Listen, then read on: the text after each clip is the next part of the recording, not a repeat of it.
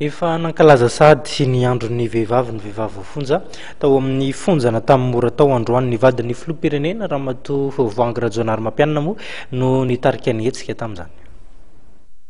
Vehivavy voafonja 220 no mamita sazy eto amin'ny fonjana Tanimora no nahazo fanampiana toy ny akanjo sakafo avy amin'ny vadin'ny filoham-pirenena. Voangy Rajaonarimampianina izay vadina filoham-pirenena voalohany nanitsaka teto amin'ny fonjana Tanimora. Nakahery ary niantso ny firaisan-kina amin'ny vehivavy voafonja ny tenany tao anatin'ny lanteniny. Mahatsiaro tokoa aho fa renitoanareo ka dia tsy adiniko ireo reny vehivavy ary zanaka zoky ihany koa. Tsy tafandrimandry aho ary feno tokoa ny foko tonga miara-mankalaza anareo izao andro izay andro fifaliana hoay afahako manolotra fanomezana kely avy amin'ny foko ary mankahiry tanteraka anareo. Misy anjara kely ihany koa ho an'ny lehilahy voafonja izany.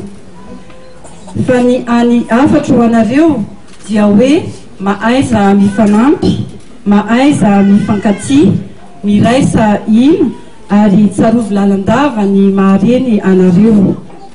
Ho avy ny fotoana izay ialanareo eto, olom-baovao ianareo.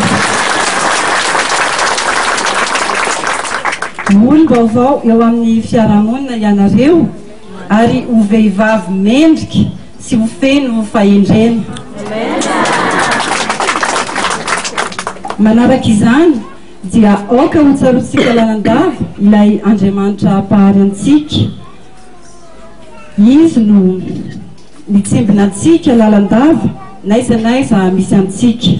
Araka ny teniny soratra masina ao amin'ny Hebreo 13:15, izao tsy andao anao mihitsy na afoy anao akory.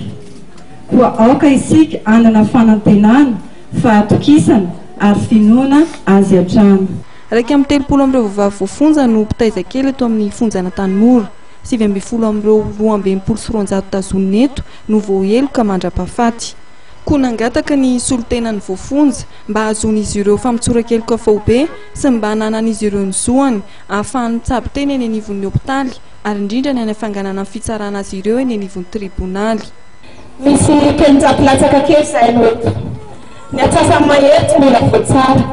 Koa mangataka zahay tompoko ny mba hijerena akaiky ny falafaingoana, ny fitsarana satria reny mpianakaviana ny ankabeazanay ka tsisy mpiany zanakay.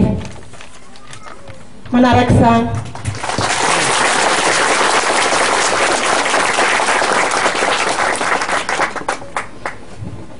Manaraka izany tompoko.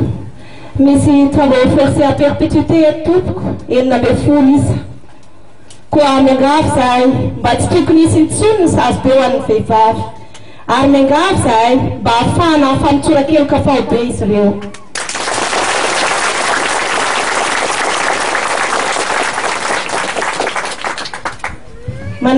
Mangataka ihany koa zahay rehefa mba marary mba hitsabo teny eny amin'ny hopitaly fa ato tsy amin'ny fanafody.